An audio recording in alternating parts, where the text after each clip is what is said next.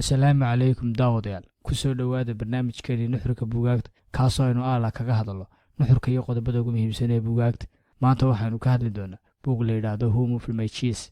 waa buug u diyaarsan habsheeka xiriiro mala awaala kaasoo ka hadlaya sida uu isbeddelka noloshu uga mid yahay sunnaheeda. waxaana qoray qoraal la yidhaahdo Dr. Spencer Johnson. inkastoo ujeedka gaarka ee qoraagu u qoray buugga uu yahay inuu hoga tusaaleyn fiican ka siiyo ganacsatada in ganacsigu la jaango-ayay isbeddelka nolosha ee saacad kasta iman kara, loona baahan yahay inay fiiro gaara u yeeshaan nolol ganacsiyeedkooda lana yimaadaan falsafad ganacsiyeed la jaan qaadi karta nolosha maalinba maalinta xigta si casri garoobaysa.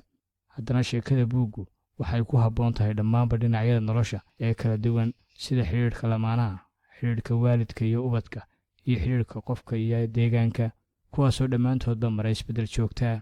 inta aynu sheekada akhriyayno waxaynu arki doonnaa laba eray oo kale ah mays iyo jiis, kuwaasoo ay sheekada qoraagu ku dhisan tahay.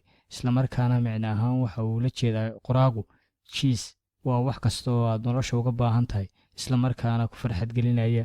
mays waa walax sidii qafis shabag xidhan oo leh qolaal yaryar, waxayna u taagan tahay nolosha.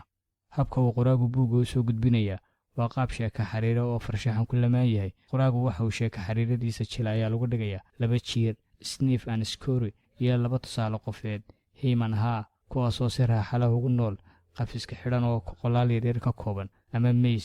waxayna maalin kasta si diyaarsan burcad uga helaan meel ka mida mayska.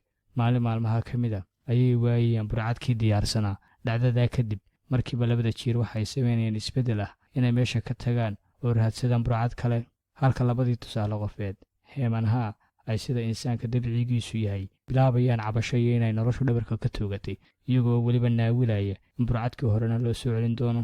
in muddaha waxay sidii ahaadaanba aakharka dambe waxaa dhaqaaq isbeddel doona samaynaya master haa, inkastoo marka hore saaxiibkii heem ku daalayo sidii uu ugu qancin lahaa inuu la socdaalo, balse nasiib darro uu ku gacan saydhaya. master haa waxa uu marba meel waxoogaa burcad yarah ka sii helaba, islamarkaana wax kasta uu jidka ku sii maraba uu gidaarada meeska ku sii qoraba si saaxiibkii haddii uu soo dhaqaaqo uu u helo halka uu u sii socdo. aakharka dambe waxa uu gaadhayaa meel burcad fara badan yaallo, halkaasoo labadii jiir mar hore soo gaadheen. dulucda sheekada iyo casharada laga qaadan karo. qoraagu waxa uu sheekada ku qoran buuggiisa ka soo saaray 6 cashar, kuwaasoo dhammaantood nolosha dhinacyadeeda kala duwan loo isticmaali karo. casharka koowaad, isbeddelku wuu dhacayaa mar walba. nolosha aynu nool nahay waa mid ku dhisan 3 hab oo kale ah: tagto, taagan iyo timaaddo. taasina waxay tusaale fiican u tahay sida uu isbeddelku nolosha ugu yahay udubdhexaadkeeda. haddaba qof kasta waxa ku habboon inuu u fahmo si asaasi ahaana. fahamka uu qofku u fahmayo isbeddelka nolosha si xaqiiqaa waxay u fududaysaa inuu nolosha wax badan u sii wado hab u fahmi karo. casharka labaad, fulo isbeddelka. haddii aynu isku dayno inaynu tusaale la fahmi karo gelino qodobkan, maadaama uu la jaan qaadayo dhinac kastaoo nolosha ka mid ah, bal ka soo qaada inaad tahay lamaano noloshu oo fiican tahay oo xataa aanay wax xanafahay ka dhex jirin isaga iyo qofkiisa. haddana waxa qurux badan inaad filato in qofkan waxyaabo fara badan iskiin seejin karaan, sida inuu kaa dhiman karo, kaa dal doorsan karo, kaa dad doorsan karo, oo heli karo qof kaaga wanaagsan weji isbeddelaadka cusub ee nolosha. haddaba si aanay hadhow qaadan waa kuugu iman, waxaa kula gudboona inaad si wanaagsan isu barbardhigi kartid natiijooyinka suurtagalka ah ee dhinacyada dayrada iyo ba'saysiga iyo badhaadhaha mustaqbalka xidhiidhkaaga lamaane. casharka saddexaad, dareen marka ay garbadu soo dumayso. bal aynu wax yar isbarbardhigno saamaynta ay kala yeelan karaan fallaadhaad markii horeba filasho ka qabtay islamarkaana aad dareensan tahay inay kugu dhacayso, iyo mid kuu qabsata si qamar maafisha ama qaflaa ama aanad ogeyn. waynu garan karnaa inay yihiin laba arrimood oo u kala duwan, sida habeenka iyo maalinta oo kale. taasoo kale waxaa la mid ah nolosha aad fahansan tahay ee aad ka warqabto iyo midda aanad ka warqabin. adigoo markii horeba filanayay waxyaabaha suurtagalka ah, haddana waa inaad si dheeraada u garan kartaa bidhaamaha ama fariimaha muujinaya in isbeddelkaaga soo socdo dhinacyada nolosha.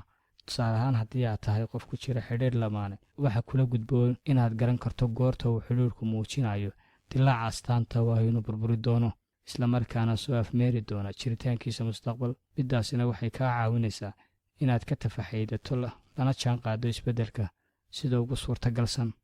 casharka afraad, si degdeg ah ula qabso isbeddelka.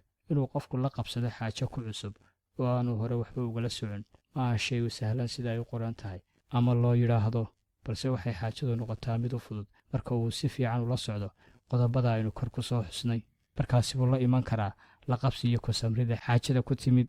Wuxuu samirku gaahdaa, sahwiguna fogaadaa, sirta waaye nololeed hadba sarudhigeediyo hasiibkeeda sixitaan inta aad ku sugan tahay.